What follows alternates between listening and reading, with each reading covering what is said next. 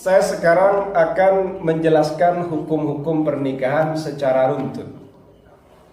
Pertama, orang menikah ini tidak semuanya berhukum wajib. Ada yang kondisinya wajib menikah, satu. Ada yang kondisinya itu adalah sunnah menikah. Ada yang kondisinya makruh menikah. Ada yang kondisinya mubah menikah. Kita masuk kepada yang berhukum wajib. Tapi sebelum saya menjelaskan bagaimana hukum pernikahan yang wajib itu kapan, maka saya akan menjelaskan. Ada kabar baik untuk kalian, kitab Qurratul Uyun ini kitab luar biasa. Kalau kalian sudah hatam semua, insya Allah asalkan kalian paham isinya, kalian sudah layak untuk menikah.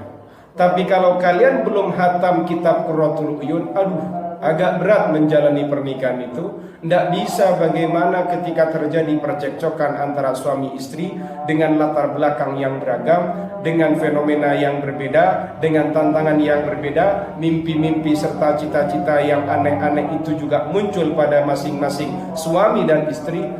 Ini kalau tidak punya ilmu sulit untuk dikondisikan. Seperti itu. Makanya kalian harus ngaji kitab Qurratul Uyun ini. Syukur-syukurnya kalian hatam dari awal sampai akhir. Insya Allah afdal. Seperti itu. Yes. Yang pertama kita akan masuk pada kajian wajibnya menikah. Kapan wajib menikah itu? Wadzalika fi haqqi man qadar alaihi wa khafa zina bitarkihi. Yang wajib menikah, orang dikatakan wajib menikah bagi seorang laki-laki yang ia mampu dan takut berzina jika ia meninggalkannya. Kamu mampu menikah, mampu menafkahi, mampu. Kalau kamu misalnya tidak menikah, saya nanti akan terjadi perzinahan. Orang yang berada dalam kondisi ini, ia wajib menikah. Kita cek, apakah kalian berada dalam kondisi ini atau tidak. Itu yang pertama. Kemudian yang kedua, kok mati ini?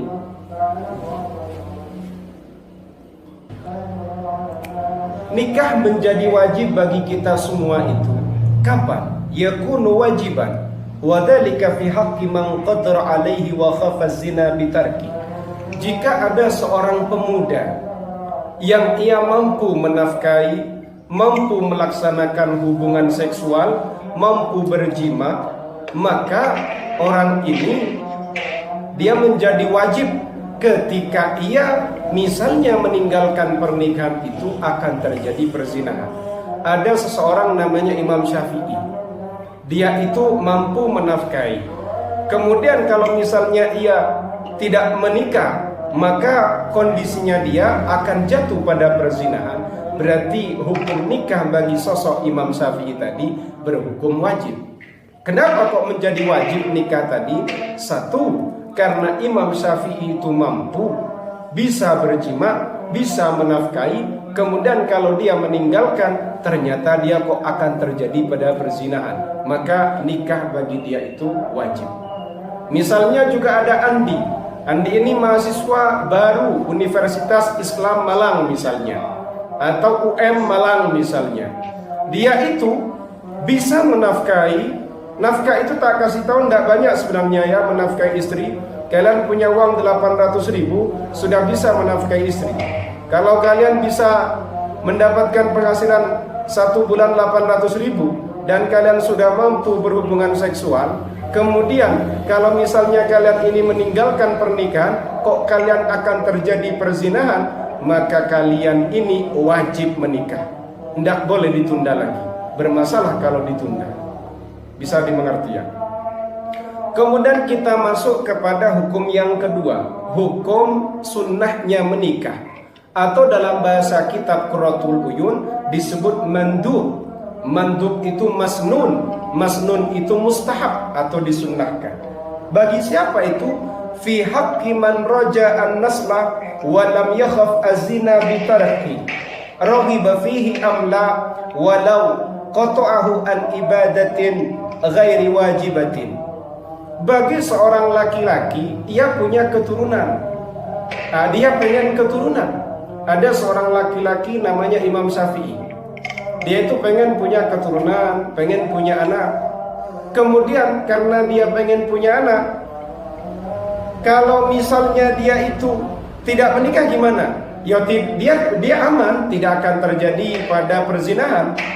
Cuma dia sendiri menginginkan anak. Baik dia senang pada pernikahan atau tidak, kemudian misalnya dia menikah, keistiqomahan ibadah dia yang sunnah akan terputus. Misalnya tetap hukum nikah bagi dia berhukum sunnah. Satu, karena dia pengen punya anak. Kemudian misalnya dia tidak menikah, dia juga tidak akan jatuh kepada perzinahan.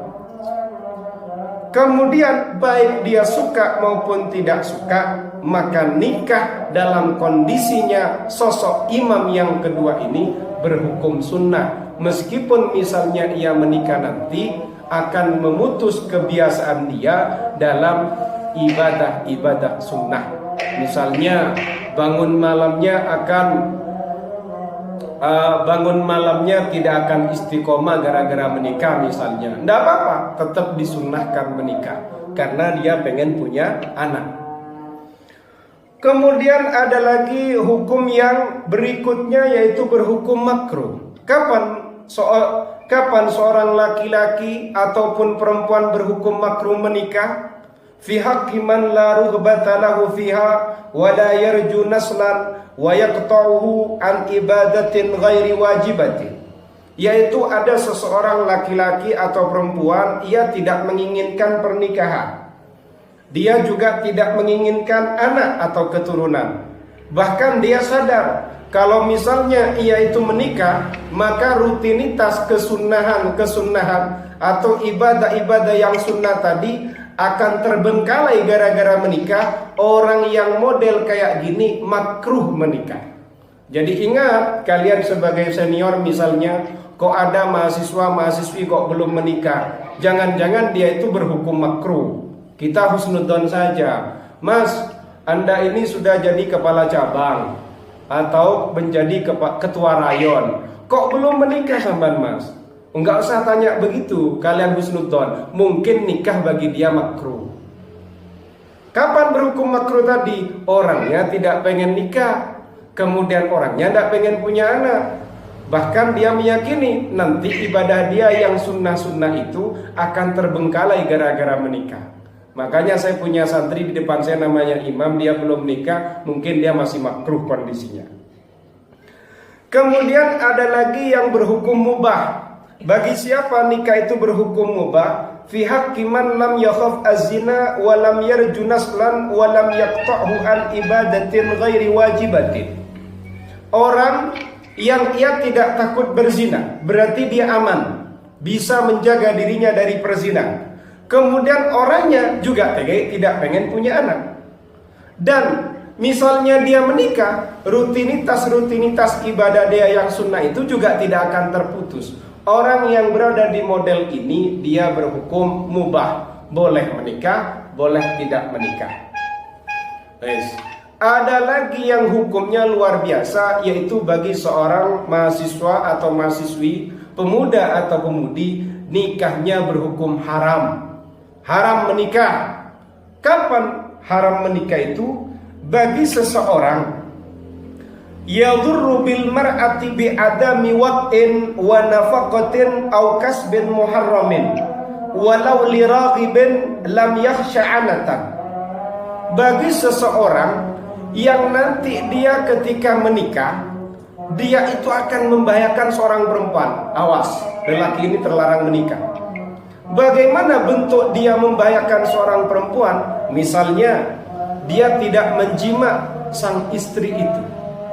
Nah, ini berbahaya. Ingat para mahasiswa-mahasiswa, kalau kalian sudah menjadi sosok suami, tugas kalian itu harus menjima istrimu.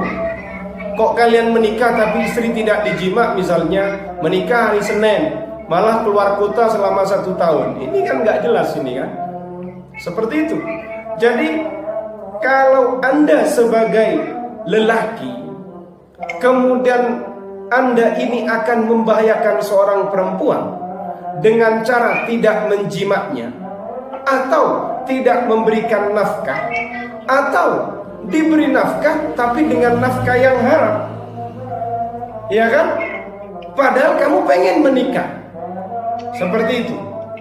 Tapi kamu juga mampu menjaga dirimu untuk tidak jatuh pada kemaksiatan, maka model kayak gini nikahmu berhukum haram. Bisa dimengerti ya?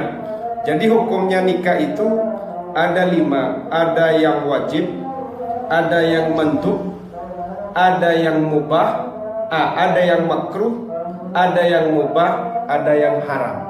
Lah dari sekian yang saya sampaikan tadi, Anda posisinya di mana? Ini perlu dipahami. Wazada Ibnu Arafa wajhan akhara fi wujubihi 'alaiha wa huwa ajzuha an quwwatiha wa adami satriha bighairi.